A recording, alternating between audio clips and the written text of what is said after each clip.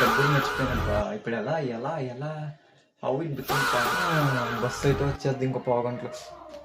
అమ్మ డబ్బులు తక్కువ ఉన్నాయి. శాలరీ అంతా కూడా నేను ఇక్కడ బస్ ఛార్జీకి డబ్బులు తెచ్చుకోలేదు. అయినా మనకు ఫ్రీ బస్సే కదా. బస్సు ఏమో ఏట్రా బస్సులు ఎంతమంది ఉన్నారు. అదే సీట్ కూడా దొరకదేమో. బాబు లెగు, ఇది లేడీస్ సీట్, మాకు సీట్ కావాలి. లెగుస్తావా? గొడవ చేయమంటా. అమ్మా ఏట్రా వీళ్ళు ఇలా ఉన్నారు. మనకి సీట్ దొరికినట్టే ఇంక ట్రావెలింగ్. అమ్మ బాబు టికెట్ ఇవ్వండి అమ్మా. టికెట్ టికెట్ టికెట్ టికెట్ అమ్మ మీరు వద్దులే అమ్మ. బాబు టికెట్ ఇవ్వమ్మా.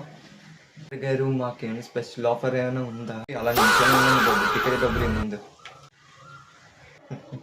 టికెట్ డబ్బులు డబ్బులు గ్రూప్ సెల్ఫీ తీసుకుందాం.